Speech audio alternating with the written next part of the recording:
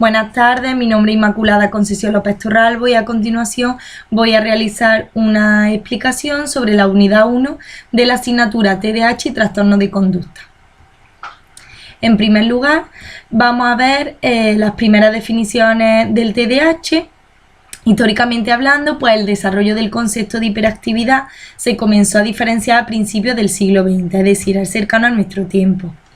Tras el inicio de la revolución industrial en Inglaterra, a finales del siglo XIX, pues tanto el sector ganadero como el agricultor se apartaron para dejar espacio a las fábricas e industrias de productos manufacturados.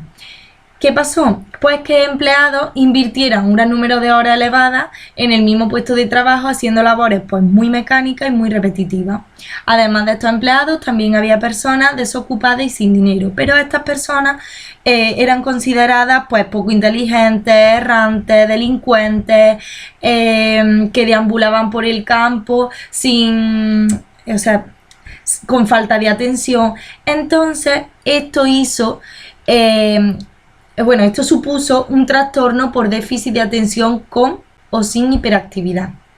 Si ya nos basamos en el trabajo de Navarro y García Villasamir, el concepto de TDAH no siempre se ha denominado del mismo modo, por lo que destacan dos corrientes. Por un lado tenemos el prisma anglosajón y por otro lado el prisma europeo, y a continuación pues se va a desglosar de manera más completa.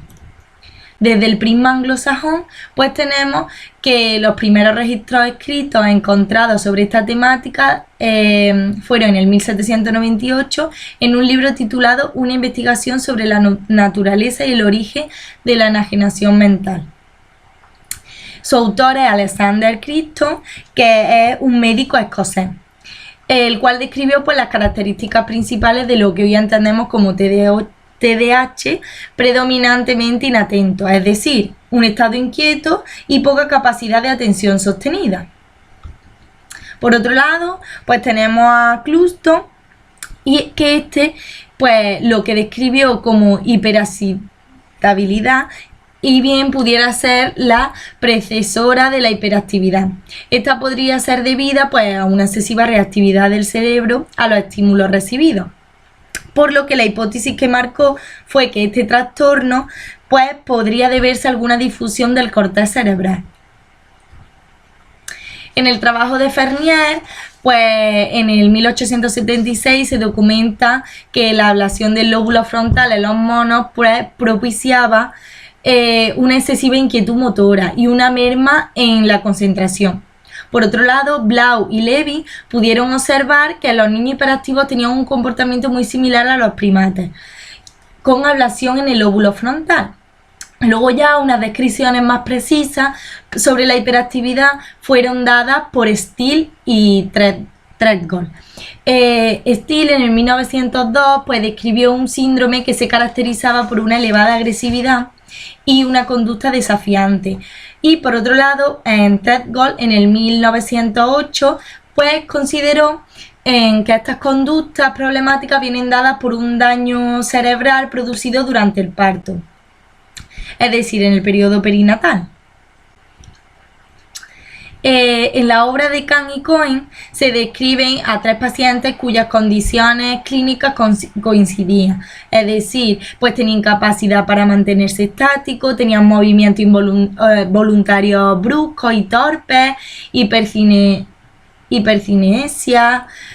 En fin, pues estas características secundarias con respecto a uno central de anormalidad común parental e hiperactividad causa un defecto congénito en el sistema de modulación de la actividad del tallo cerebral. Por otro lado, Charles Bradley en el 1937 reveló que derivados de anfetamínicos resultaban de utilidad para la mejora de la atención y la conducta, pero no fue hasta 1950 cuando ya se identificó el TDAH con un daño cerebral infantil. Es decir, esta alusión se basaba en los trabajos que se hicieron con niños con esta sintomatología y con otras lesiones cerebrales o enfermedades del sistema nervioso central. Ahora vamos a ver cada una de las décadas. En un primer lugar tenemos la década de los 50, que encontramos el término de disfunción cerebral mínima, el cual caló pues en el ámbito de la medicina, y con los avances científicos se pudo concretar en un daño estructural. Según la psicomibiología, se entendía como la hiperactividad como un problema que requería un tratamiento psicofarmacológico. Por otro lado, tenemos la década de los 60, cuyo término más destacado fue la disfunción cerebral mínima. Investigadores pues cuestionan que resida en un daño cerebral. Chess, por su parte, pues definió el trastorno hipercinético denominado hiperactividad fisiológica. Según esta autora, pues la hiperactividad es un trastorno de conducta de un sujeto que está constantemente en movimiento y que presenta una alta tasa de actividad sobre lo que está considerado como normal. En la década de los 70, las tendencias de los estudios fue cambiando hacia el déficit de atención, los cuales protagonizaron un papel esencial en lo que hoy entendemos como TDAH. Aquí destacamos a Douglas en el 1972, pues que jugó un papel fundamental para acuñar el término de trastorno por déficit de atención con o sin hiperactividad. En la década de los 80, pues tenemos que los términos afianzados por Douglas los asimiló en el DSM. En el DSM-3 pues se definieron los criterios diagnósticos para el déficit de atención con hiperactividad, dejando el déficit de atención sin hiperactividad como déficit de atención indiferenciado, es decir, puesto que no estaba reconocido como un trastorno de entidad clínico. En la década de los 90, el término más utilizado fue función ejecutiva, que hace referencia pues a una serie de capacidades: la flexibilidad de pensamiento, la planificación, la secuenciación de la conducta y organización de la conducta, y esto pues está por varios autores: Potano, Mota, Chachar. Luego, las teorías más recientes del concepto de impulsividad motriz como la característica principal del trastorno. He entendido esta como una pobre inhibición conductual o imposibilidad de retrasar una respuesta conductual ante estímulos concretos. Ya hemos finalizado con el prisma anglosajón y a continuación vamos a ver el prisma europeo. Los síntomas típicos del TDAH en el prisma europeo fueron descritos en 1845 por el alemán Hoffmann en su obra Der Struwwelpeter, que traducido pues sería Pedro Melena. Se ilustraron 10 historias breves que se presentan pues varios problemas psiquiátricos de la infancia y de la adolescencia. Por otro lado, pues en Francia destaca Burnell Bay en 1897, quien describió en su libro sobre el tratamiento médico pedagógico para niños una serie de características que pudieran corresponderse con el TDAH. Dinor, por su parte, en Alemania, pues le proporcionó el nombre de Corea mental a los problemas de estos sujetos. Por otro lado, pues tenemos a Buncourt, también procedente de Francia, introdujo la idea de los trastornos específicos. Y tenemos a Duroc, que él pues no abandonó el país y fue uno de los pioneros en diferenciar este síntoma, diferenció entre síntomas y síndrome, sosteniendo que la hiperactividad era un síntoma propio de los niños con retraso mental. Por otro lado, tenemos en 1914 a Euler, que atribuyó a la hiperactividad la etiqueta de síndrome. Nuevamente, Buncourt pues clasificó a los alumnos inadaptados en diferentes grupos y propuso dos categorías: los armónicos y los disarmónicos.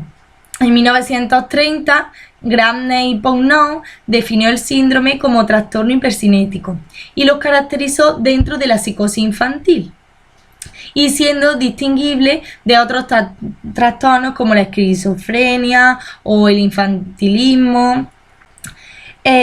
Por otro lado, tenemos a Wallon, que define la hiperactividad como la detención en el desarrollo del sujeto en uno de los estadios del desarrollo psicomotor. Estos estadios pues corresponden al impulsivo, al sensoriomotor, al emotivo, al proyectivo. Por otro lado, encontramos el acercamiento a los trastornos de la conducta. Uno de los libros que hace referencia pues, será el Manual de Diagnóstico Estadístico de los Trastornos Mentales, es decir, el DSM de la Asociación Americana de Psiquiatría. Se trata pues, de una clasificación de los trastornos mentales con criterios asociados que se diseñó para facilitar un diagnóstico más fiable en estos trastornos. La clasificación de enfermedades pues, está coordinada con la Clasificación Internacional de Enfermedades de la Organización Mundial de la Salud. Estos trastornos de conducta también se explican en el CIE y esto tiene pues, varios códigos, cada código. Hay muchísimos códigos, este concretamente es el 11. La CIE pues, es un instrumento para identificar tendencias y estadísticas de salud en todo el mundo y contiene pues, unos 55.000 códigos únicos para traumatismo, enfermedades, causas de muerte. Pues bien, la ventaja de este instrumento es que proporciona un lenguaje común que permita a los profesionales de la salud compartir información sanitaria a nivel global. Se trata pues, de una herramienta completamente electrónica, disponible en la web oficial de la OMS y además pues, esta temática que nos ocupa pues, podemos encontrar los trastornos de la entidad padre, denominada trastornos de comportamiento disruptivo y disocial, y trastornos del control de impulso, que a su vez se encuentran dentro de los trastornos mentales de comportamiento y del neurodesarrollo.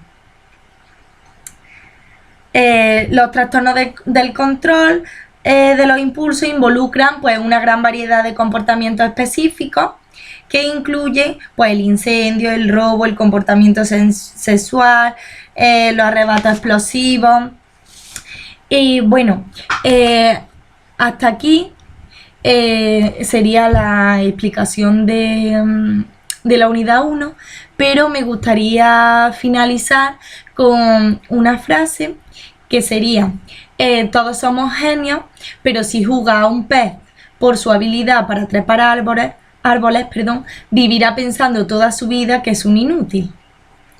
La dejo ahí como para reflexionar un poco. Y nada, hasta aquí. Muchísimas gracias.